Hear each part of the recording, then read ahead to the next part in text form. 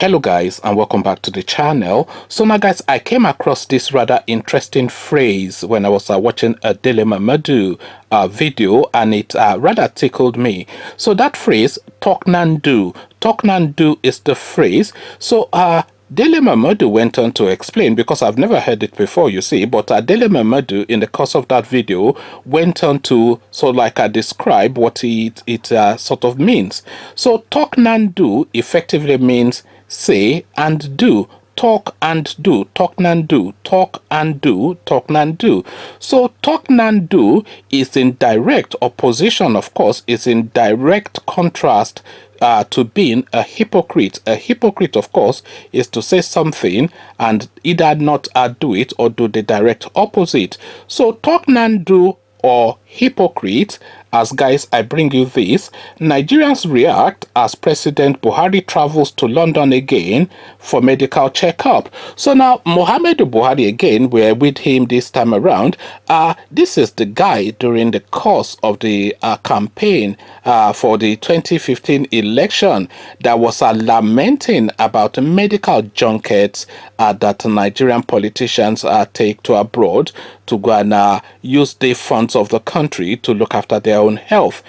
Immediately he said he was going to cancel that as soon as he became president.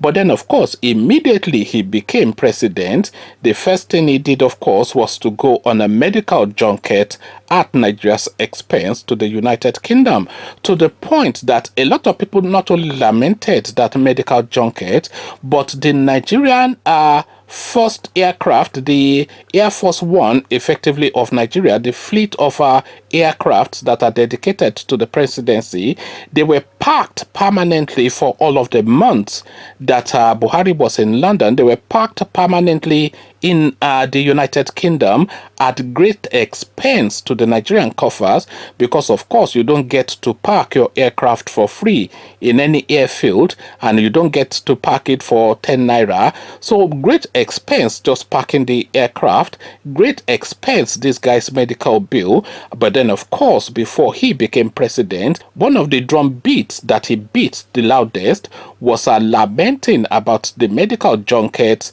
that Nigerian politicians take to the United Kingdom and other foreign climes at the expense of the Nigerian people. So talk and do or hypocrite, as again, Nigerians react as President Buhari travels to London again for medical checkup. So now let's now see now how this hypocrite justifies this. Nigerians on social media have expressed divergent opinions on President Muhammadu Buhari's trip to London for routine medical checkup. Correspondents reported yesterday that the president is billed to depart Nigeria on Tuesday, today, for the United Kingdom for a medical checkup. This news did not go down well with many Nigerians, who described the trip as the highlight of the failure of the Buhari administration. Here are some comments by Nigerians on Twitter. So Yele Showore, Yele of course, Yele Showore, President Muhammadu Buhari proceeds to London, United Kingdom, Tuesday, March the 30th, 2021, for a routine medical checkup. After more than 6 years in office, failed at Buhari, must go to London to recharge. Hashtag Buhari must go. So that is Showore's comment, of course. Negu Dafidi is this next person. So I might not read all the names out, because you know people have funky names on Twitter, but this is what this Dafidi has to say. President Buhari can't have his medical routine done in his country. It won't be like say the country is hard for grandpa with many promises. Both masses and elites can't boast of an excellent healthcare system. So Shegun Arinze self, they take us catch cruise. So I don't know what that one means. Austin is the next person. Austin 2008, when coronavirus was so deadly, and when he hadn't taken any vaccine, he never went to the United Kingdom. That's since 2019. Now he has vaccinated himself and wants to resume medical trips. He never did all this while. It is well. Next one, Willie Obina, medical check-up for 2 weeks. The clone is about to collapse. They need to charge it to Max Special. Nigeria, my brothers. Afro cinema continues shortly. So whatever that means is what it means. So this next character, I won't attempt the name. Now that the curve of coronavirus has been flattened, Boo Boo, so BUBU, I don't know if that is a nickname for Buhari, Boo Boo has resumed his traveling duty. If he doesn't know anything, at least he knows how to travel. So that is what that one has to say. Omo Captain is the next character. Lest I forget, when Boris Johnson was in ICU, did he fly abroad or was he treated in his own country? This shows how the Buhari-led administration has abandoned the Nigerian hospitals, even the clinic in Aso Rock. Nde is the next commentator. I wish the so-called C-19 lockdown could be announced across the European Union nation now to stop this medical tourism and waste of our national resources. Obembe is the next person to chime in. Obembe, it is a terrible thing that the president of a country cannot depend on his country's health care. Let's stop this hypocrisy called Nigeria. Victor rounds it up. Victor is the last commentator. He has failed to develop Nigerian hospitals into world-class facilities. He can afford London out of the public money. So unfortunate. So unfortunate, but not at all unsurprising is really where we have to land on. So this guy has been going abroad for long enough now. So the person that actually said he wishes that the European Union or the United Kingdom would declare a lockdown to prevent Buhari from traveling to the United Kingdom, I halfway agree with him and I halfway disagree with him. I agree with him that the United Kingdom should declare a lockdown, but I would rather that lockdown was declared when Buhari is in the United Kingdom. So they declare a no flying in and out of the country just as soon as Buhari lands, and then he can spend the rest of his administration in the United Kingdom, and then of course we'll then see how the landscape within Nigeria plays out. Remember when he was last in London that what is his name, the one that passed away, Abba Kyari, would take all of the files and bypass Oshibanjo and fly to London to again get Mallam Buhari to sign. This was how they were running operations then, to the point that they completely emasculated Oshibanjo, to the point now that he has effectively now turned into a figure of mockery, the vice president of Nigeria that is, so that an appointee would override an elected functionary, not just a functionary, but the vice president of a country. This was the system that they had in place.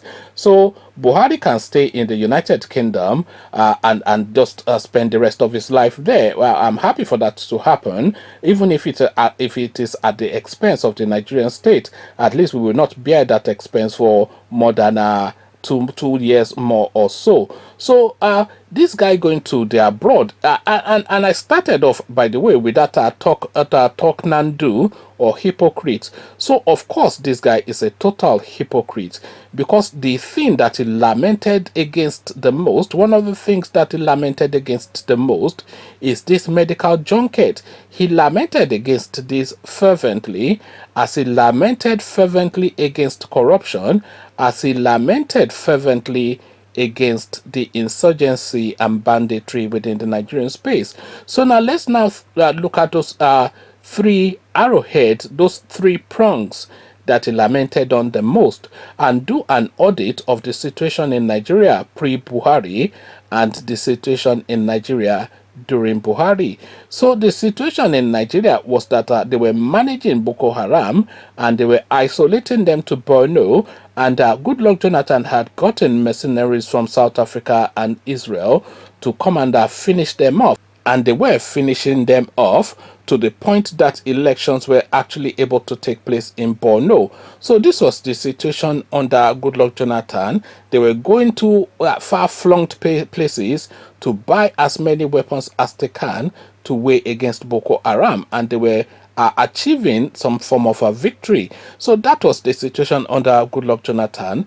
The present day situation, fast forward to today, the situation that we find ourselves is that not only has Boko Haram grown and expanded, it has now gotten a satellite arm, a potent long reach by name of the Fulani headsmen, which Boko Haram is now arming to go into the interlands as a reconnaissance party to go and survey the lands of the Yorubas and the Igbos and cause havoc to soften them up as a precursor to Boko Haram moving in. So Boko Haram has now become a mass enterprise now under this Buhari regime.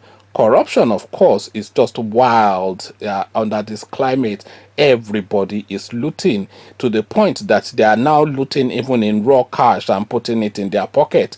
I don't have to tell that story anymore. We all know that story. So the elections, what elections? They just write results and declare whoever they want. And even when election does take place, for instance, in Imo State, and the Imola say they want this person, Mallam Buhari will just tell them not to be stupid, and he will just send one of his boys to go and be governor in that space. So this is the system in Nigeria, and the medical junket, of course, was something that he immediately continued just as soon as he became president, because the first trip, or even the second trip, because his first trip was to go and visit and felicitate with his relatives in Niger Republic. But just as soon as he came back, the next trip was that flight to London to go and treat that whatever it is that is debilitating his body. So hypocrite or talk and do is the question. What is your answer? Come tell me all about it in the comment section. But before you come into the comment section to engage, click on the red subscribe button so it turns gray. The bell button notifies you every time I drop a new video. Click on like as well, because that helps with the YouTube algorithm. Once you've done all the clickings, talk and do or hypocrite, those are the two options. Come pick yours in the comment section. So I'll leave you here. Carry this conversation on within the comment section. But here I say peace.